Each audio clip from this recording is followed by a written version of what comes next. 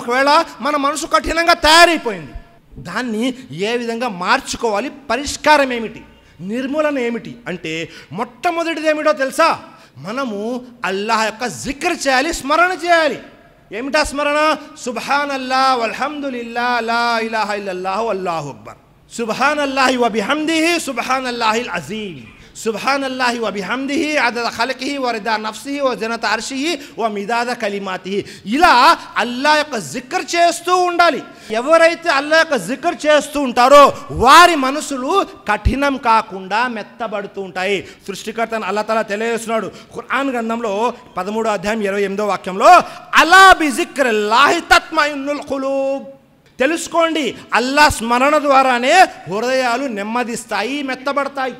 అలా బిజిక్రిల్లాహి తత్మయిన్నుల్ ఖులూబ్. అల్లాహ్ స్మరణ ద్వారానే మన మనసులు మారుతాయి సోదరులారా. కాబట్టి మనం ఎల్లప్పుడూ కూడా అల్లాహ్ జికర్లో ఉండాలి.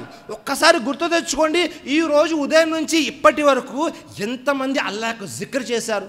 తెల్లవారిని కాడి నుంచి మనకు ప్రతిదీ కూడా దువా ఉంది. మనము మెలుకులోకి వచ్చాము, దువా చదవాలి. వచ్చిన తర్వాత వుజూ చేయాలి, దువా చదవాలి.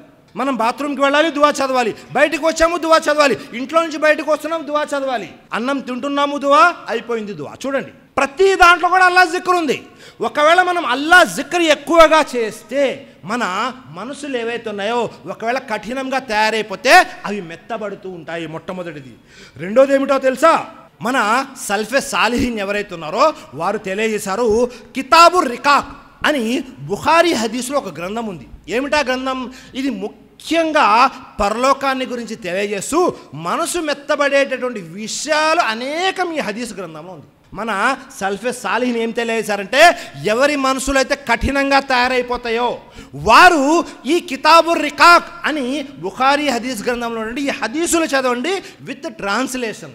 అరబీతో పాటు దాని యొక్క తెలుగు అనువాదాన్ని కూడా చదవండి.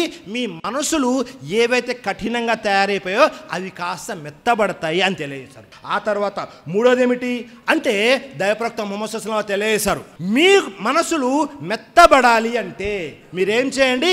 శ్మశానాలను సందర్శించండి. అల్లాహు అక్బర్. దైవప్రవక్త ముహమ్మద్ సల్లల్లాహు అలైహి వసల్లం తెలియజేస్తున్నారు. అనస్ బిన్ మాలిక్ రజల్లాహు తఆలా కథనం ఇమాం అల్బానీ సహీగా ఖరారు చేశారు.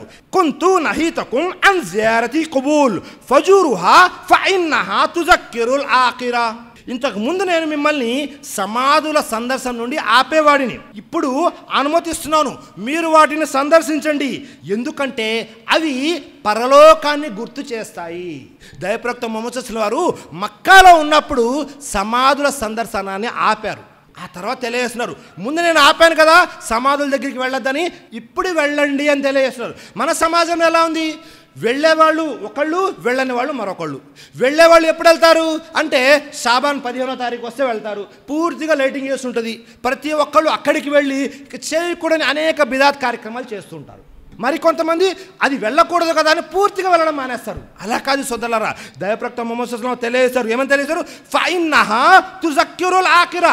మీకు పరలోకం గుర్తుకు రావాలి అంటే సమాధులను సందర్శించండి. అక్కడ మీకంటే గొప్పవారు, మీకంటే జ్ఞానవంతులు, మీకంటే డబ్బున్నవారు అందరూ కూడా మట్టిలో మట్టి అయిపోయారు. వారి శరీరాన్ని పురుగులు, క్రిమికీటకాలు తినేశాయి.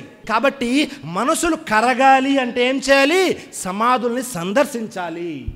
అలాగే ఇంకొక విషయం ఉంది. అదేమిటి?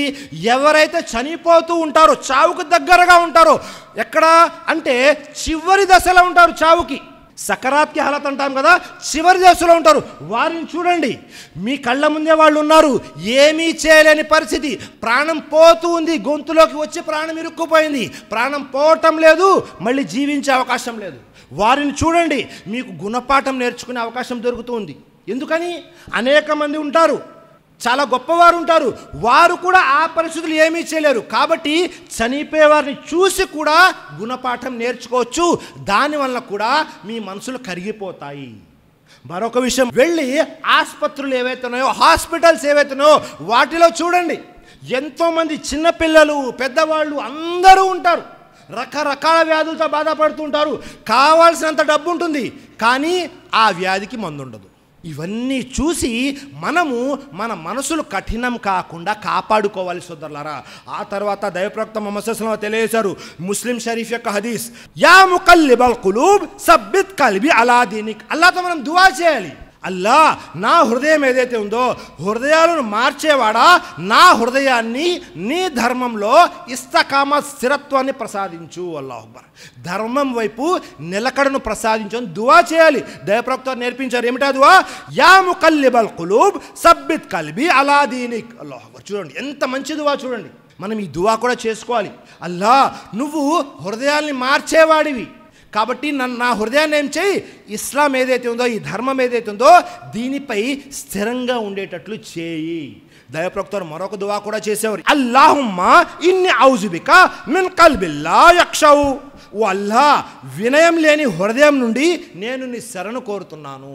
ఏ హృదయం అయితే చనిపోయిందో, ఏ హృదయం అయితే కఠినమైపోయిందో, ఏ హృదయం అయితే విని అర్థం చేసుకోలేదో అలాంటి హృదయం నుండి నేను నీ యొక్క శరణు వేడుతున్నాను. అల్లాహు అక్బర్. మన మనసులు ఎంత కఠినంగా తయారైపోయాయి అంటే సోదరులారా, ఆ విషయం మనకు తెలియటం లేదు. నిజంగా మనము పాపం చేసే మన మనసు బాధ కలుగుతూ ఉందా? మనము నమాజ్ చేస్తూ ఉంటే ఆ నమాజ్లో పూర్తిగా లగ్నమవుతున్నామా? మనం ఖురాన్ చదువుతూ ఉంటే దాని ప్రభావం మన మీద పడుతూ ఉందా? మనము ఏవైతే ధార్మిక ప్రసంగాలు వింటున్నామో ఆ ప్రసంగాలు వినడం ద్వారా మనలో ఏమైనా మార్పు వస్తుందా? ఒకవేళ మనము వితంతువుల్ని చూస్తే జాలి కలుగుతుందా? అనాథలను చూస్తే సహాయం చేయాలని అనిపిస్తుందా లేదా? అన్ని విషయాలు పరిశీలన చేయండి. ఎందుకంటే సోదరులారా, ఇది మనసుకు సంబంధించిన విషయం. ఎవరి మనసు అయితే కఠినంగా తయారైపోతుందో ఆ వ్యక్తికి ఏ విషయం అర్థం కాదు. ఆ వ్యక్తి కోసం పరలోకంలో ముఖ్యంగా వైల్ అనే నరకం ఉంది. కాబట్టి మనమందరం కూడా అల్లాతో దువా చేయాలి. అల్లా మా మనసుల్ని ఈ ఏవైతే కఠినమైపోయి ఉన్నాయో వాటిని మెత్తబరిచేలాగా చేయి. ఆమీన్.